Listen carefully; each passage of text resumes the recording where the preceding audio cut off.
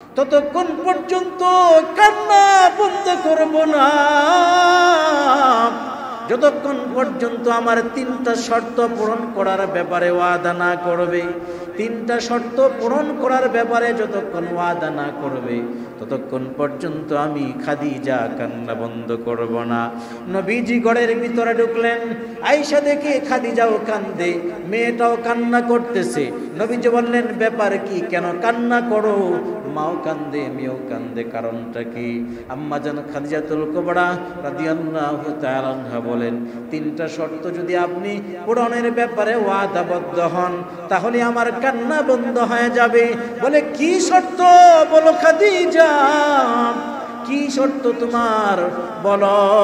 1 number শর্ত হলো, আমি যখন দুনিয়া থেকে বিদায় নিয়ে চলে যাব, কবরের ভয় আমার অন্তরে এত গালেব, কবরের ভয় আমার অন্তরে এত বেশি, না জানি আমার কবরের হালতটা কেমন হয়। ওগো নবী, আমাকে যখন কাফন পরানো হবে, আপনার গায়ের একটা জুব্বা আপনি আমার কাফনের কাপড় হিসেবে দিয়ে দিবেন। কারণ যখন আমার কবরে যখন আযাবের ফেরেশতা যখন চলে আসবে আযাব দেওয়ার জন্য, যদি আপনার গায়ের জামা মুবারক আমার গায়ের মধ্যে থাকে তাহলে কমপক্ষে আপনার জামার বরকতে আযাবের ফেরেশতা আমার গায়ে স্পর্শ করবে না। সুবহানাল্লাহ। কেমন ভয় অন্তরের ভিতরে কবরের ভয়। আল্লাহুম্মা সাল্লি আলা মুহাম্মাদ ওয়া আলা আলি মুহাম্মাদ কামা সাল্লাইতা আলা ইব্রাহিম ওয়া আলা আলি ইব্রাহিম ইন্নাকা হামিদুম মাজিদ। اللهم بارك على محمد وعلى آل محمد كما باركت على إبراهيم وعلى آل إبراهيم إنك حميد مجيد।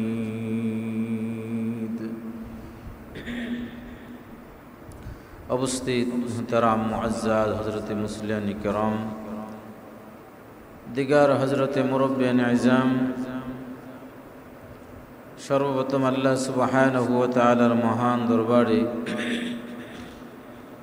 অসংখ্য অগণিত শুকর আদায় করি যে মহান আল্লাহ পাক আমাদেরকে অত্যন্ত দয়া করে, মায়া করে, অনুগ্রহ করে, ভালোবেসে প্রতি জুমার নেই এই জুমাও যথা সময়ে মসজিদে আসার তৌফিক দান করেছেন। আসতে পেরেছি সেই মহান মালিকের দরবারে কালিমাতুশ শুকর অন্তরে অন্তঃস্থল থেকে আল্লাহকে খুশি করার লক্ষ্যে ইমানের আওয়াজকে উঁচু করে আল্লাহর মুহাব্বত অন্তরে লালন করে সকলে পড়ছি আলহামদুলিল্লাহ। আমি পবিত্র কোরআনে কারীমের 114খানা সূরা থেকে সূরা আনকাবুতের 57 নম্বর আয়াতে কারীমা তেলাওয়াত করেছি। এই আয়াতে কারীমার নিরিখে সংক্ষিপ্ত সময়ের ভিতরে অত্যন্ত গুরুত্বপূর্ণ কিছু কথা হবে। আল্লাহ পাক সর্বপ্রথম আমাকে এবং আপনাদের সবাইকে আমলে বাস্তবায়ন করার তৌফিক দান করুন। আমরা সকলে পড়ছি আমিন। আল্লাহ পাক রব্বুল আলামিন সূরা আনকাবুতের 57 নম্বর আয়াতে এমন একটি সংবাদ আমাদেরকে দিয়েছেন, এমন একটা নিউজ আল্লাহ পাক রব্বুল আলামিন আমাদেরকে দিয়েছেন, যে নিউজটা, যে সংবাদটা পৃথিবীর সকল প্রাণ বলতে সকলের কর্ণকুহরে আসবে। আল্লাহ পাক যে সংবাদটা, যে নিউজটা সবার কাছেই পাঠাবেন, কেউ বাদ থাকবে না। পৃথিবীতে যত প্রাণ বলতে আগমন করবে সমস্ত প্রাণের কাছেই মৃত্যুর সংবাদ আসবে। কুল্লু নাফসিন যায়িকাতুল মাউত। আল্লাহ পাক রব্বুল আলামিন বলেন, প্রতিটা প্রাণীরই মৃত্যুর স্বাদ গ্রহণ করতে হবে। সুম্মা ইলাইনা তুরজাউন, অতঃপর আমার দরবারে ফিরে আসবে। আমরা এই পৃথিবীতে এক সময় ছিলাম না, আমরা রূহের জগতে ছিলাম। রূহের জগৎ থেকে আল্লাহ পাক রব্বুল আলামিন আলমে আরহাম মায়ের গর্ভের ভিতরে আমাদেরকে স্থাপন করলেন। মাতৃ গর্ভের আমরা চিরকাল ছিলাম না। একটা নির্দিষ্ট সময় 6, 7, 8, 10 মাস পর্যন্ত আমরা মাতৃ গর্ভের ভিতরে ছিলাম। ওই জায়গা থেকে আলমে দুনিয়া, এই দুনিয়ার ভিতরে আমরা আগমন করলাম। এই দুনিয়াতেও আমরা চিরকাল থাকবো না। কেউ বলতে পারবে না আমি চিরকাল দুনিয়ার জমিনে থাকবো। কোনো ক্ষমতাধর, কোনো টাকা পয়সাওয়ালা, কোনো শক্তিশালী ব্যক্তিবর্গ বলতে পারবো না আমি এই পৃথিবীতে চিরকাল থাকবো, আমার মরণ হবে না। এমন বলার দুঃসাহস পৃথিবীর ভিতরে কারো নাই, ঠিক কিনা? কারো নাই। এই আলামত দুনিয়া, এই দুনিয়ার জগতের ভিতরে চিরকাল থাকবো না। এরপরে আরেকটা জগতে আমরা চলে যাব, যেটাকে বলা হয় বারজাক। ওই বারজাকের মধ্যে হাসরের আগ পর্যন্ত আমরা অবস্থান করব। এরপরে আল্লাহ পাক কিয়ামতের মাধ্যমে আমাদেরকে আলমে বারজাক থেকে আল্লাহ পাক পরকালে আমাদেরকে স্থানান্তর করবে। এই 5টা জগৎ আমাদেরকে অতিক্রান্ত করতে হয়। পৃথিবীর সকল মানুষই এই 5টা জগৎ অতিক্রান্ত করতে হয়। সুতরাং আমরা সকলেই মরণশীল। কুল্লু নাফসিন যায়িকাতুল মাউত, প্রতিটা প্রাণী মরণশীল। তুম্মা ইলাইনা তুরজাউন, অতঃপর তোমরা আমি আল্লাহর দরবারে ফিরে আসবে। তাহলে মরণ এটা আমাদের সকলকেই লাগবে। মরণ ছাড়া কারো কোনো উপায় নেই, কারো কোনো গতি নাই। আল্লাহ পাক রব্বুল আলামিন সূরা ওয়াকিয়ার 7 নম্বর আয়াতে বলেন, নাহনু কদ্দারনা বাইনাকুমুল মাউত।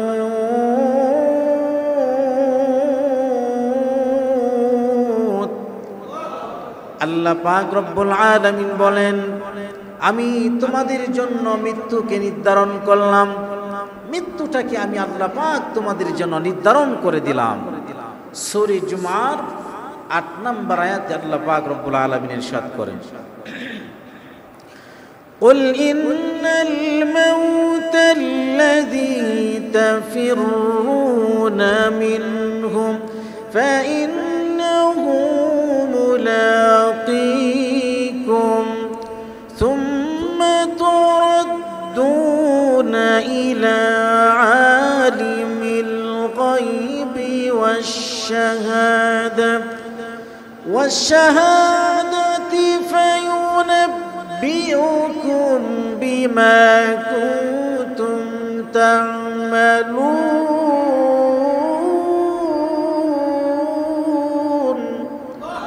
আল্লাহ পাক রব্বুল আলামিন বলেন, হে নবী, আপনি আপনার উম্মতদেরকে জানিয়ে দেন, তোমরা মৃত্যু থেকে যদি পলায়ন করো, পলায়ন করে তোমরা বাঁচতে পারবে না। মৃত্যুর সাথে তোমাদের মোলাকাত হবে, মরণ তোমাদের লাগবে। জগৎ সমূহের প্রতিপালক, যিনি দৃশ্য সম্পর্কে জানেন, অদৃশ্য সম্পর্কে জানেন, সেই আল্লাহ পাক রব্বুল আলামিনের কাছে আমাদের সকলকে হাজিরা দিতে হবে, উপস্থিত হতে হবে। আর আল্লাহ পাক রব্বুল আলামিন তখন আমাদেরকে জানিয়ে দিবেন, ফায়ুনাব্বিউকুম, আল্লাহ পাক আমাদেরকে সংবাদ দান করবেন, বিমা কুনতুম তা'মালুন, দুনিয়ার জমিনে তোমরা যা করেছিলে। দুনিয়াতে আমরা কি করছি, ভালো করছি না খারাপ করেছি, সব কিছু আল্লাহ পাক রব্বুল আলামিন আমাদের সামনে কিয়ামতের ময়দানে পরিবেশন করবেন। সুতরাং এই মৃত্যু যেহেতু আমাদের লাগবে, এই মরণের চিন্তা আমাদের সকলের অন্তঃকরণের ভিতরে ঢুকাইতে হবে। কারণ প্রতিনিয়ত কবর আমাদেরকে আয়লান করতে থাকে, ডাকতে থাকে, আনা বাইতুল গুরবা, আমি অপরিচিতের ঘর, আনা বাইতুল ওয়াহদা, আমি একাকিত্বের ঘর, আনা বাইতুদ্দুদ, আমি পোকামাকড়ের ঘর, সাপ বিচ্ছুর ঘর, আনা বাইতুত তুরাব, আমি মাটির ঘর। সুতরাং এই কবরে আসলে তোমরা সাবধানে আইসো। এই কবরে কারোর সাথে কোনো পরিচয়ের কাজ হবে না, আত্মীয়তার সম্পর্ক কারোর সাথে হবে না, বরং অপরিচিতের ঘর, সাপ বিচ্ছু পোকামাকড় আমাদের কবরটা ভরপুর হয়ে যাবে। এই জন্য গুনাহ থেকে পবিত্র হতে হবে। এই কবরের চিন্তা আমাদের অন্তঃকরণের ভিতরে ঢুকাইতে হবে। একটা মুসলমান যদি, একটা মুমিন যদি তার অন্তরের ভিতরে মৃত্যুর ভয় ঢুকাইতে পারে, তার দ্বারাতে গুনাহ হওয়া সম্ভব হবে না। আজকে আমরা হাজারো লাখো অপরাধ করার পরেও মৃত্যুর কথা আমাদের স্মরণে আসে না, মৃত্যুর ভয় আমাদের অন্তরের ভিতরে জাগ্রত হয় না। অথচ সাহাবী কেরাম তাদের অন্তরের ভিতরে মৃত্যুর ভয় কেমন ছিল। আম্মা জান হযরতে খাদিজাতুল কুবরা রাদিয়াল্লাহু তাআলা আনহা, নবীজির কলিজার টুকরা স্ত্রী হযরতে খাদিজা, নবীজিকে ভালোবাসতেন জীবনের চাইতে বেশি, নবীজিকে কলিজা দিয়ে মহব্বত করতেন। আম্মা জান হযরতে খাদিজাতুল কুবরা রাদিয়াল্লাহু তাআলা আনহা, নবীজি মক্কা থেকে 6 কিলোমিটার দূরে জাবালে নূর পাহাড়ের মধ্যে তিনি দের করার জন্য যাচ্ছেন। প্রায় 1000 ফিট উঁচু পাহাড়, যারা হজের জন্য উমরার জন্য যায়, সেই 1000 ফিট উঁচু পাহাড় যাইতে বড় কষ্ট হয়। এখন তো সিঁড়ি আছে, এখন সহজ সিঁড়ি আছে, কিন্তু তদানীন্তন আমলে কোনো সিঁড়ির ব্যবস্থাও ছিল না। কাটা তার গাছ বৃক্ষরাজি অবার করে আম্মাজান খাদিজা ওই জাবালে নূরের উপরে উঠতেন। নবীজির জন্য তিনি 3 বেলা খাবার রান্না করে নিজের হাতে খাওয়াইতে, নিজে খাবার রান্না করে নবীজি পাহাড়ের উপরে ধ্যান করতেন। ওই জায়গায় তিনি 6 কিলোমিটার রাস্তা হেঁটে আবার 1000 ফিট উঁচু পাহাড়, সেখানে উঠে নবীজিকে নিজের হাতে খাবার খাওয়াই দিতেন। সুবহানাল্লাহ। পর্দার অন্তরের আমার আম্মা জানেরা, আম্মাজান খাদিজাতুল কুবরা থেকে যদি আমরা শিক্ষা গ্রহণ করতে পারি, আমাদের ঘরটাও আলোকিত হয়ে যাবে, আমাদের ঘরটাও সুন্দর হয়ে যাবে। স্বামী স্ত্রীর ভিতরে ঝগড়া ফাসাদ বিশৃঙ্খলা হবে না। দেখা যায় নবীর সুন্নত গড়ের ভিতরে না থাকার কারণে আজকে শত শত সংসার বিচ্ছিন্ন হয়ে যাচ্ছে, শত শত ডিভোর্স হচ্ছে। এর একমাত্র কারণ নবীর আদর্শ আমাদের গড়ের ভিতরে নাই। আম্মা জান খাদিজা খাবার নিয়ে যাচ্ছেন। খাবার নিয়ে যখন যায়, কাঁটাতার গাছগাছালি বৃক্ষরাজি এগুলোতে বিভিন্ন জায়গায় আঁচড় লেগে শরীর থেকে রক্ত বের হয়।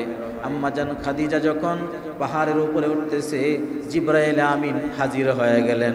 ডাক দিয়া বললেন, ইয়া রাসূলুল্লাহ, ওই তো দেখেন খাদিজা আসতেছে।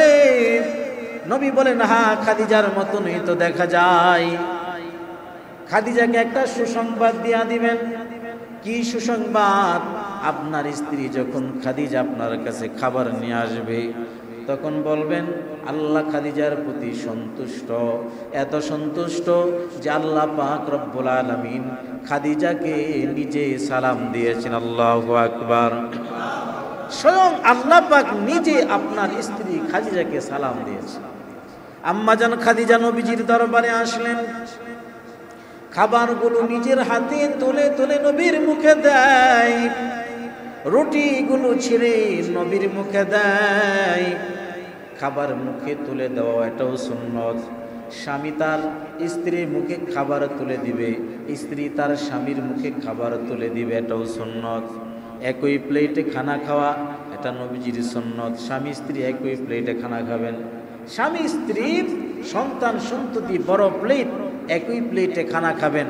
দেখবেন আল্লাহর কসম, ওই ঘরের ভিতরে মহব্বত আর ভালোবাসা দিয়া আল্লাহ ঘরটা ভরপুর করে দিবেন। সুবহানাল্লাহ। নবীজি তখন বলেন, ও খাদিজা, তুমি এত কষ্ট করে খাবার নিয়ে এই পাহাড়ের উপরে ওঠো, তোমার শরীরের বিভিন্ন অংশ থেকে রক্ত ঝরতেছে, এত কষ্ট করার কি দরকার? আম্মাজান খাদিজা বলেন, নবী গো, আজকে দুনিয়ার বুকে আপনার মা নাই, আপনার বাবাও নাই, আপনার আপনজন বলতে কেউ নাই আমি খাদিজা ছাড়া। এই জন্য আমি খাদিজা আপনাকে চোখে চোখে রাখি, নিজের হাতে খাবারগুলো আপনার মুখে পৌঁছে দেওয়া আমি খাদিজা বড় পছন্দ করি। ও নবী, এই দুনিয়াতে আপনাকে বড় ভালোবাসি গো নবী। এবার নবীজি বলেন, ও খাদিজা, সুসংবাদ শুনে নাও। মাত্র জিবরাইল আমিন আগমন করলেন আর বলে গেলেন, আল্লাহ তোমার প্রতি খুশি, আল্লাহ পাক স্বয়ং তোমাকে সালাম জানিয়েছেন। সুবহানাল্লাহ। খাদিজাতুল কুবরা কান্না শুরু করে দিলেন, চোখ থেকে পানির ফোঁটাগুলো ঝরে। নবী ডাক দেয়া বলেন, ও খাদিজা, কেন কাঁদো? কি হয়েছে তোমার, কি দুঃখ মনে? খাদিজাতুল কুবরা বলে, স্বয়ং আল্লাহ আমাকে সালাম করেছেন, আল্লাহর সালামের জবাবটা আমি কিভাবে দিব? আমার পক্ষ থেকে ও নবী, আপনি আল্লাহর সালামের জবাবটা আপনি দিয়া দে। যে খাদিজাতুল কুবরা কি স্বয়ং আল্লাহ পাক সালাম জানাইছেন, ওই খাদিজার ভিতরে মৃত্যুর ভয় কেমন ছিল? যেই খাদিজা দুনিয়াতে এত বড় সুসংবাদ নবীজি সাল্লাল্লাহু আলাইহি ওয়াসাল্লাম সুসংবাদ দিলেন, আফদালুন নিসাই আহলিল জান্নাহ, চারজন জান্নাতের রমণীর সুসংবাদ নবীজি হাদিসের ভিতরে বলেন। এক নাম্বার হলো খাদিজা রাদিয়াল্লাহু তাআলা আনহা, দুই নাম্বার ফাতিমা বিনতে মুহাম্মদ, নবীজির কন্যা হযরতে ফাতিমা রাদিয়াল্লাহু তাআলা আনহা, তিন নাম্বার মারইয়াম বিনতে ইমরান, হযরতে ইমরানের কন্যা হযরতে মারইয়াম, হযরতে ঈসা আলাইহিস সালাতু ওয়াস সালামের আম্মা জান। চার নাম্বার হলো হযরতে আসিয়া বিনতে মাযাহিম, ফেরাউনের স্ত্রী আসিয়া। এই চারজনের জন্য আল্লাহ পাক রব্বুল আলামিন জান্নাতের সুসংবাদ দান করেছেন। শ্রেষ্ঠ নারী হলো এই চারজন। হযরতে খাদিজা শ্রেষ্ঠ নারী হওয়া সত্ত্বেও, আল্লাহর সালাম পাওয়া সত্ত্বেও তার অন্তরের ভিতরে মৃত্যুর ভয় কেমন কাজ করত। একবার হযরতে আম্মাজান খাদিজা কান্না শুরু করে দিছে, অজর দাঁড়ায় কান্না করতেছে। হযরতে ফাতিমাতুজ জোহরা তখন ছোট্ট মেয়ে, মা যদি কান্না করে তাহলে ছোট মেয়েরাও কিন্তু কান্না রাখতে পারে না। মার সাথে সাথে হযরতে ফাতিমাতুজ জোহরাও কান্না শুরু করে দিলেন। ডাক দিয়া বলেন, মা কেন কান্না করেন? মা, আপনার কান্না দেখে আমার সহ্য হয় না। কি হয়েছে আপনার, কেন আপনি কান্না করেন গো মা? খাদিজাতুল কুবরা রাদিয়াল্লাহু তাআলা আনহা ডাক দিয়া বলেন, তোমার বাবা যখন ঘরে ঢুকবে তখন তোমার বাবাকে তুমি বলবা ততক্ষণ পর্যন্ত কান্না বন্ধ করব না, যতক্ষণ পর্যন্ত আমার তিনটা শর্ত পূরণ করার ব্যাপারে ওয়াদা না করবে। তিনটা শর্ত পূরণ করার ব্যাপারে যতক্ষণ ওয়াদা না করবে ততক্ষণ পর্যন্ত আমি খাদিজা কান্না বন্ধ করব না। নবীজি ঘরের ভিতরে ঢুকলেন, আয়েশা দেখে খাদিজাও কান্দে, মেয়েটাও কান্না করতেছে। নবীজি বললেন, ব্যাপার কি, কেন কান্না করো? মাও কান্দে, মেয়েও কান্দে, কারণটা কি? আম্মা জান খাদিজাতুল কুবরা রাদিয়াল্লাহু তাআলা আনহা বলেন, তিনটা শর্ত যদি আপনি পূরণের ব্যাপারে ওয়াদাবদ্ধ হন তাহলে আমার কান্না বন্ধ হয়ে যাবে। বলে, কি শর্ত বলো খাদিজা, কি শর্ত তোমার বলো? এক নাম্বার শর্ত হলো, আমি যখন দুনিয়া থেকে বিদায় নিয়ে চলে যাব, কবরের ভয় আমার অন্তরে এত গালেব, কবরের ভয় আমার অন্তরে এত বেশি, না জানি আমার কবরের হালতটা কেমন হয়। ওগো নবী, আমাকে যখন কাফন পরানো হবে, আপনার গায়ের একটা জুব্বা আপনি আমার কাফনের কাপড় হিসেবে দিয়ে দিবেন। কারণ যখন আমার কবরে যখন আযাবের ফেরেশতা যখন চলে আসবে আযাব দেওয়ার জন্য, যদি আপনার গায়ের জামা মুবারক আমার গায়ের মধ্যে থাকে, তাহলে কমপক্ষে আপনার জামার বরকতে আযাবের ফেরেশতা আমার গায়ে স্পর্শ করবে না। সুবহানাল্লাহ। কেমন ভয় অন্তরের ভিতরে, কবরের ভয়। হযরতে খাদিজাতুল কুবরা রাদিয়াল্লাহু তাআলা আনহা এই কথা বলার পরে নবী আমার ডাক দিয়ে বলে, খাদিজা, তোমার শর্ত আমি পূরণ করব, ওয়াদা করলাম। এবার বলো তোমার 2 নাম্বার শর্ত কি? এবার ডাক দিয়া বলেন, ইয়া রাসূলুল্লাহ, আপনি আমাকে নিজের হাত দ্বারাতে কবরের মধ্যে রাখবেন, এটা হলো আমার 2 নাম্বার শর্ত। এবার নবীজি বললেন, ঠিক আছে খাদিজা, তোমার 2 নাম্বার শর্ত আমি পূরণ করব, ওয়াদা করলাম। এবার বলো 3 নাম্বার শর্ত কি? বলে 3 নাম্বার শর্ত হলো, সবাই যখন আমাকে কবরে রেখে দাফন কাফন কমপ্লিট হওয়ার পরে যখন সবাই নিজ নিজ গন্তব্যস্থলে যাবে, আপনি কিন্তু যাবেন না, আপনি আমার কবরের পাশে অপেক্ষা করেন। মুনকার নাকিরের প্রশ্নের জবাব আমি দিতে পারি কিনা আমি জানি না, আমার বড় ভয় হয় মুনকার নাকিরের প্রশ্নের জবাব দিতে পারি কিনা। আপনি আমার পক্ষ থেকে মুনকার নাকিরের প্রশ্নের জবাবগুলো দিয়া দিবে। নবীজি বললেন, ও খাদিজা, তোমার 3 নাম্বার শর্ত আমি পূরণ করার ব্যাপারে ওয়াদাবদ্ধ হয়ে গেলাম, এবার কান্না থামাম। হযরতে খাদিজাতুল কুবরা রাদিয়াল্লাহু তাআলা আনহা কান্না থামাইলেন। কিছুদিন পরে আম্মা জানের ইন্তেকাল হয়ে গেল, দুনিয়া থেকে বিদায় নিয়ে চলে গেলেন। নবীজি শর্ত মোতাবেক জামা মুবারক তার কাফনের জন্য দান করলেন। 2 নাম্বার নিচে কবরে রাখলেন। 3 নাম্বার শর্ত পূরণ করার জন্য কবরে যখন দাফন কাফন যখন কমপ্লিট হয়ে গেল, সবাই যখন চলে যায়, রাহমাতুল লিল আলামিন কবরের পাশে অপেক্ষা করলেন, বসে রইলেন। সবাই নিজ নিজ গন্তব্যে চলে যায়। আবু বকর সিদ্দিক দেখে নবী আমার দাঁড়ায় রয়। ওমর রাদিয়াল্লাহু তাআলা আনহু দেখে নবীজি অপেক্ষা করে, নবীজি কেন বাড়িতে যায় না? এমনি তো খাদিজা নাই। নবীজির দিলের ভিতরে বড় কষ্ট।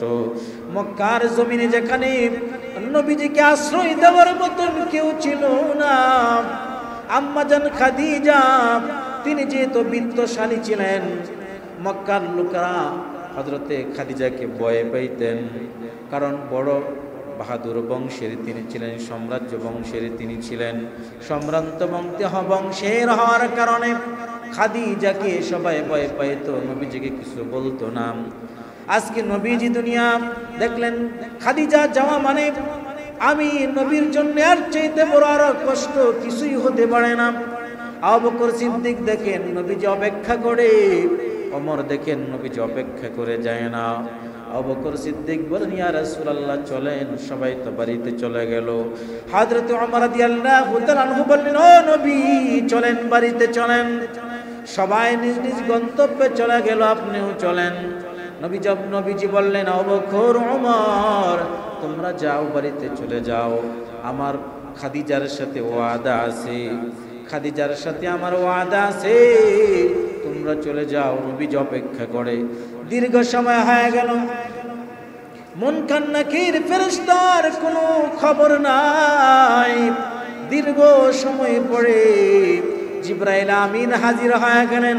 জিবরাইল আমিন ডাক দিয়া বলেন, ইয়া রাসূলুল্লাহ, ইয়া হাবিবাল্লাহ, সমস্ত লোকেরা জানাজার দাফন কাফনের পরে চলে গেল, আপনি কেন যান না? আপনি কি কারণে এখানে বসে রইলেন? নবীজি ডাক দিয়া বলে, খাদিজার সাথে আমার ওয়াদা ছিল, আমি তার শর্ত পালন করব, মুনকার নাকির ফেরেশতারা প্রশ্নের জবাব আমি দেয়া দেব, এই জন্য অপেক্ষা করতেছি। মুনকার নাকিরও আসে না, আমিও যাই না। এবার জিবরাইল আমিন ডাক দিয়া বলেন, ইয়া রাসূলুল্লাহ, মুনকার নাকিরের প্রশ্নের জবাব আপনি দেওয়ার জন্য অপেক্ষা করতেছেন, আর অপেক্ষা করার কোনো প্রয়োজন নাই।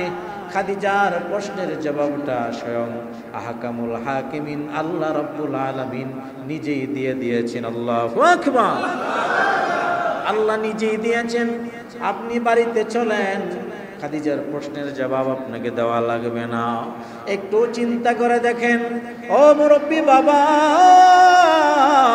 ওরে যুবক ভাই, ও পর্দার অন্তরালের আমার আম্মা জানেরাম, যেই খাদিজা দুনিয়াতেই জান্নাতের সার্টিফিকেট পেয়েছেন, দুনিয়াতেই জান্নাতের সর্দার হওয়ার ব্যাপারে সার্টিফিকেট পাইলেন, দুনিয়াতে বসে আল্লাহর সালাম পাইলেন, যে খাদিজা নবীজির দোয়া পাইলেন, সেই খাদিজার অন্তরের ভিতরে যদি মৃত্যুর ভয় এত বেশি থাকে, তাহলে আপনার আমার অন্তরের ভিতরে মৃত্যুর ভয় কেমন হওয়ার দরকার?